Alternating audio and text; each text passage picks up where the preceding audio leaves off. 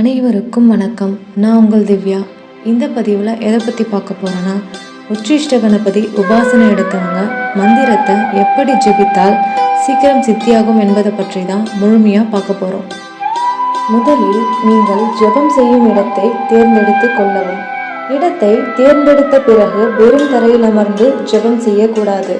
தர்பை புல் அல்லது தர்பை பாய், காட்டன் துணி, பட்டு துணி, மணப்பலகை போன்றவற்றின் மேல்தான் அமர்ந்து ஜெபம் செய்ய வேண்டும். இரண்டாவது, ஜெபம் செய்யும் பொழுது பத்மாசனம், சித்தாசனம், சுகாசனம் இவைகளில் ஏதாவது ஒரு ஆசனத்தில் அமர்ந்து மந்திர ஜெபம் செய்வது மிகவும் நல்லது. மூன்றாவதாக, எந்த மாலையில் ஜெபம் செய்தால் உச்சிஷ்ட கணபதி சீக்கிரம் சித்தியாவார் என்பதை பார்க்கலாம். ருத்ராட்ச மாலை, சந்தன மாலை, சிகப்பு சந்தன மாலை, வெள்ளெருக்கு மாலை, ஸ்படிக மாலை, தாமரை மணி மாலை, கருங்காலி மாலை. இதில் மிகவும் சிறந்தது வெள்ளெருக்கு மாலையே. வெள்ளெருக்கு மாலையில் ஜெபம் செய்தால் உச்சிஷ்ட கணபதிக்கு மிகவும் பிடிக்கும். உச்சிஷ்ட கணபதி சீக்கிரம் சித்தியாவார். மந்திரத்தின் பலனும் அதிகரிக்கும். நான்காவதாக, நீங்கள் ஜெபம் செய்யும் மாலை யாரோட கண்ணிற்கும் தெரியக்கூடாது. அப்படி தெரிந்தால் மந்திரம் பலன் தராது. ஜெபம் செய்யும் மாலையை ஒரு துணியால் மூடிக்கொண்டு ஜெபம் செய்ய வேண்டும். யாரோட கண்ணிற்கும் தெரியக்கூடாது. ஐந்தாவதாக, மந்திரங்களை எந்த இடத்தில் சொன்னால் சீக்கிரம் சித்தியாகும் என்பதை பார்க்கலாம். மந்திரங்கள் சொல்லும் பொழுது சில இடங்களை பார்க்க வேண்டும். அப்பொழுதுதான் பலன்கள் அதிகரிக்கும்.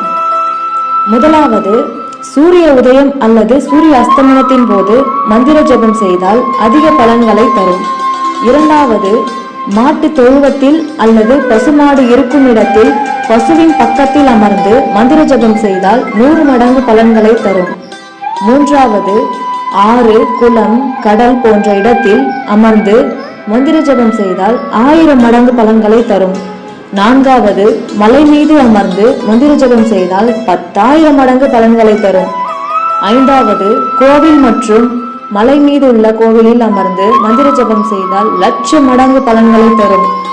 ஆறாவது, குருவின் பாத கமலங்களில் அமர்ந்து மந்திர ஜெபம் செய்தால் கோடான கோடி பலன்களை தரும். ஏழாவதாக, அமாவாசை மற்றும் பௌர்ணமி தினத்தில் இரவு மந்திர ஜெபம் செய்தால் மந்திரத்தின் சக்தி அதிகரித்து சீக்கிரம் மந்திரம் சித்தியாகும். எட்டாவதாக, சூரிய கிரகணம் மற்றும் சந்திர கிரகணம் வரும் நாட்களில் மந்திர ஜெபம் செய்வது மற்றும் குருவிடம் தீட்சை பெறுவது போன்றவற்றிற்கு மிகவும் சிறந்த பொற்காலமாகும். கிரகண நேரத்தில் செய்யப்படுகின்ற மந்திர ஜெபத்திற்கு மற்ற எல்லா நாட்களை காட்டிலும் அளவிட முடியாத அளவிற்கு மந்திரத்தின் சக்தி பன்மடங்கு அதிகரிக்கும். எனவே சூரிய கிரகணம் மற்றும் சந்திர கிரகணம் ஏற்படும் வேளையில் ஆன்மீக குருக்களிடம் மந்திர தீட்சை மற்றும் மந்திரத்தை உச்சரிப்பது மிக சிறந்த பலன்களை தரும்.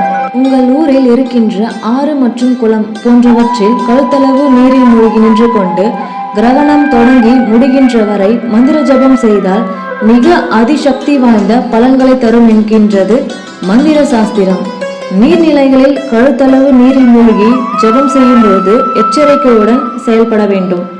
உச்சிஷ்ட மகாகணபதி மந்திரத்தை சித்தி செய்ய இன்னும் அதிரகசியமான வழிமுறைகள் உள்ளன. அவையெல்லாம் மிக அதிக சக்தியுடைய மந்திர ஜப முறைகள். அவையெல்லாம் உச்சிஷ்ட கணபதி தீட்சை எடுக்கும் சீடர்களுக்கு மட்டுமே சொல்லப்படும். உச்சிஷ்ட கணபதி மந்திரத்தை எப்படியெல்லாம் ஜபம் செஞ்சா முழுமையா சித்தியாகும் என்பதை இந்த வீடியோவில் பார்த்து தெரிஞ்சுக்கிட்டோம். இந்த வீடியோவை முழுமையாக பார்த்த அனைவருக்கும் மிக்க நன்றி.